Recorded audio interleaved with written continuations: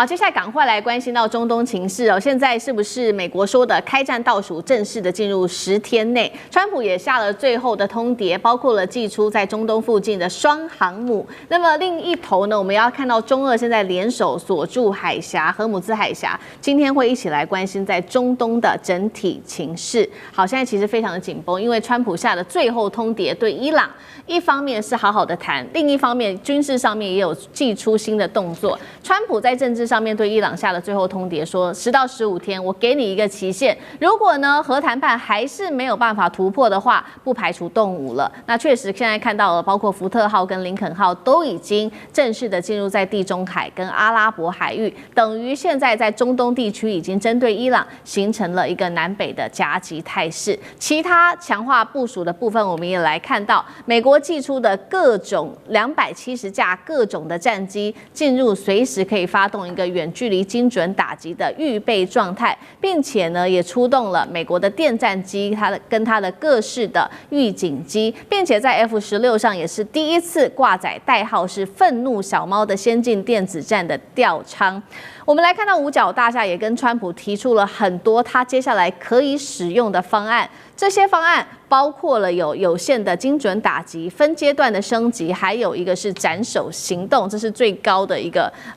行动，斩首行动。那现在美伊到底有多紧张？我们看到包括了南韩跟波兰政府已经公开呼吁自己的公民赶快离开伊朗。那学者也做分析了，美国跟伊朗现在其实是在高风险的一个状态，一旦双方有任何的误判，就会升级为区域性的一个冲突。所以节目一开始特别请教委员的，川普的极限施压，双航母都压境了，能逼伊朗退让吗？那如果真的动武，可能会采取哪一些军事行动？委员怎么看？现在能够救川普声望的只剩下伊朗。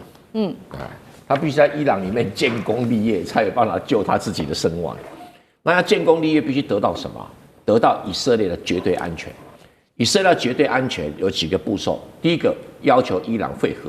第二个，要求伊朗限武，就是限制弹道导弹啊；第三个，叫铲除革命卫队；第四个，铲除神棍政权。那这4个步骤都完成的话，以色列的安全是绝对保障的啊，而且可以使得伊朗不成为中东的霸权。至于所谓区域冲突，不会啦，打来打去就是美国、以色列、伊朗，没有别人会参加啦，别人也不会受损啦。那大家在要求说公民撤离什么，就是看法跟我一样会打仗啊。那川普一定开的条件哦，他的个性是这样的：你如果退一步，我就继续加码；退一步就你可以看到关税政策就有这种迹象了，所以会压到了伊朗没有办法答应的程度。那怎么开打啊？虽然有人讲说是什么有限精准什么斩首行动，其实一样的东西。他第一个他只会用大轰炸，那现在只是看他的本事。他能不能像贝尔格勒大轰炸连续炸了70几天？他如果能够连续炸个100天，伊朗一定垮了嘛。因为他炸的不是老百姓，他炸了政府机关、革命卫队，而且伊朗是毫无反击的能力。那有人在讲说什么中国、俄罗斯啊，跟那个伊朗啊，在那什么阿拉伯海啊，在这演习，那是无关紧要的事情啊。中国、俄罗斯也不敢插手，也没有能力插手，因为这一场是空军之战，中国跟俄罗斯在那边毫无空军可言嘛。那对于这个伊朗，他现在要面对的刚好就是这个政权最脆弱的时候。他这个经济搞垮了，社会声望也搞垮了，政治的这个所谓威望全部都没有了。那这个正是美国推翻这个政权最好的时机。那有人说，哎呀，大部队没有上去就没办法推翻，这个跟阿富汗不一样啊。阿富汗是说你要重建一个政权，你要保护新政权才需要这么做，他根本要成立政权啊，他就把老的政权炸得稀里哗啦的，让他到处跑，瘫痪掉就可以了。因为他现有的国防军就有机会，国防军很想政变，没机会政变，你创造他们让国防军政变的机会，没什么不好啊。所以不是伊朗本身也不是每一个人都反对美国去轰炸伊朗。甚至有的还暗中窃喜，你最好把这些哈美尼都炸死了啊！只是情报灵不灵而已啊。所以这神棍政权、这革命卫队声望已经掉到谷底了。现在就看川普如果把这些铲除的话，那以色列的安全程度当然提高。战争以色列会受点损失可以，但以色列经得起，没有问题了哈。所以虽然这些配备啊等等，重点还是我刚才讲的，贝尔格勒打轰炸了70几天。你能不能轰炸100天？有没有这个本事？因为很多的弹药啊，很多的武器啊。那如果行的话，伊朗一定垮，伊朗这个神棍政权一定垮。那如果你轰炸不了100天，那就变成要不要来个第2次啊？这个就有一个桥的空间。但是除非伊朗愿意怎么样，奉上不平等条约，我会合，我献武，然后那我约束我的革命卫队的这个控制范围。他现在伊朗是用革命卫队来控制这个国防军，就像纳粹用党卫军在控制德国国防军一样的道理啊。这个东西，这个锁链只要被解除，国防军一定会跳上政坛来政变取得政权，这是伊朗的传统。好，所以我们看现在川普喊的最后的开战倒数时间，做给伊朗的警告。那一方面也是针对伊朗的宣示哦，就看川普接下来的决心。那在伊朗的方面，我们刚刚也特别提到了中俄的角色加进来，是有来自于 X 账号特别做的披露，说伊朗跟俄罗斯已经互相达成了一个5亿欧元的军火协议。那《华尔街日报》也说，中俄伊3国计划近期在荷姆斯海峡这边举行联合军演。特别注意到的是，在乌代德基地这边，美军数百名的美军已经开始做撤离了。外界在说，主要就是因为担心伊朗接下来会有这个弹道飞弹跟无人机的饱和攻击。针对这些议题，尤其在中俄此刻的动作，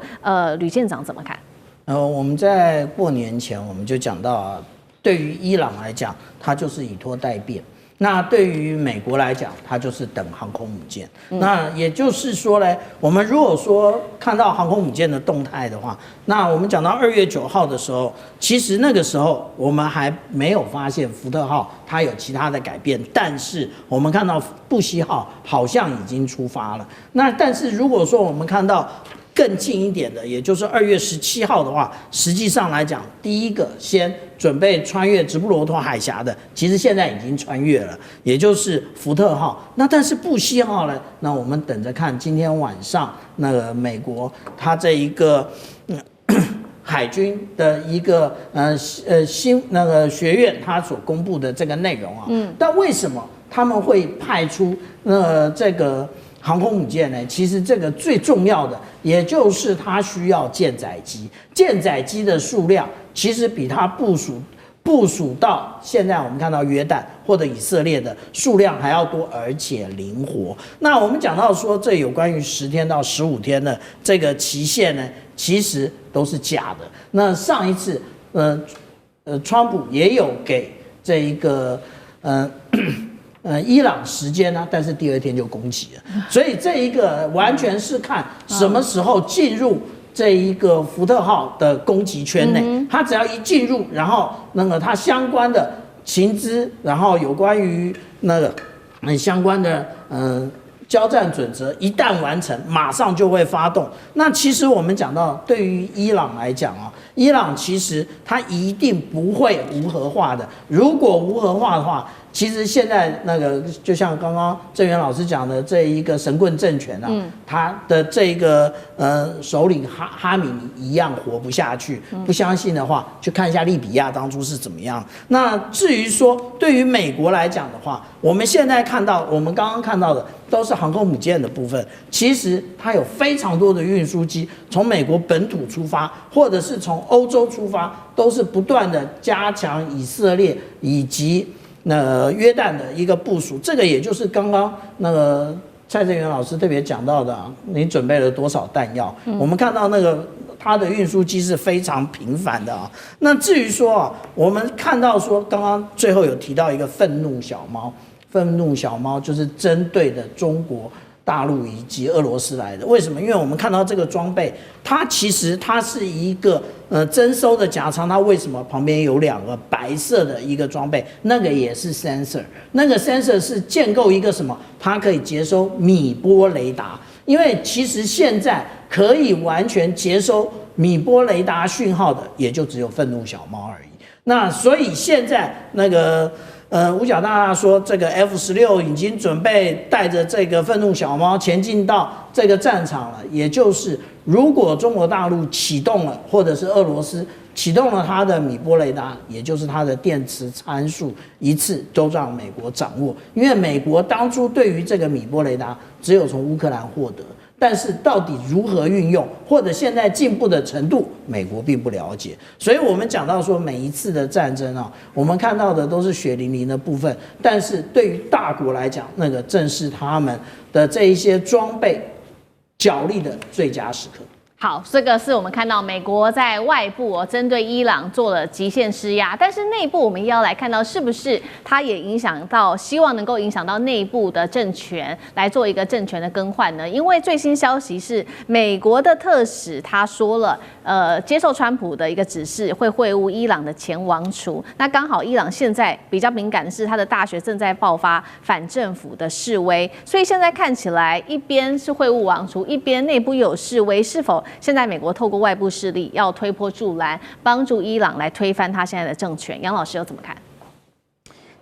我觉得他当然在内外都在用一些非军事的方式，经济制裁已经是几十年了，然后呢，外交上的压力，那同时内部的这种可能的鼓励或者是渗透，我觉得大概都有，但大概都不会是太关键，因为在现在大学的示威大概只有几百人。那个王储呢，他在海外很支持，可是，在伊朗内部呢，其实我们很难去判断他是不是还有足够的这个支持的力道。那因此，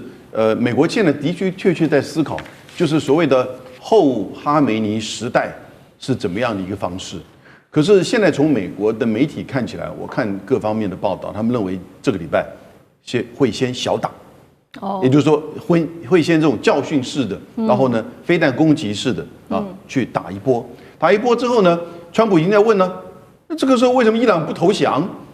他明知道已经撑不下去了，所以他大概知道伊朗等待你这个小打，看能不能撑得过去，然后是不是美伊之间会进行协议？那这个协议当然美国的要价就很高，伊朗是不是能够去负担？不是只有核协议就会满足的。美国基本上是要削弱哈梅尼政权的控制，然后呢，逐步的去瓦解，因为他知道这整个伊朗最后的关键，核是一个问题，但是呢，整个神权政权才是真正的关键。所以，可是你要去完全的去让在这个时代，在这个时间点去产生就是政权更替那个代价可能很高。你光不知道你武器的库存够不够，你产生的这个区域冲突会如何等等之类。都会有一些影响，所以他最好的方式，也许是认为说，先来小打，产生协议，让伊朗整个神权政府这个削弱，然后呢，再做更替。可是这个话能不能够真的那么美好的去推动可能是不是川普最后还是需要一种蛮大规模的攻击之后，伊朗政府才会真正的退让？而伊朗政府，美国到底要伊朗政府只是退让，还是说要伊朗政府立即的败亡他可能也在面临到不断的评估。好，谢谢杨老师。那我们休息一下，马上回来。地缘政治、美中之争、战略价值、强权崛起、小国生存，现在与未来洞悉事件走向，掌握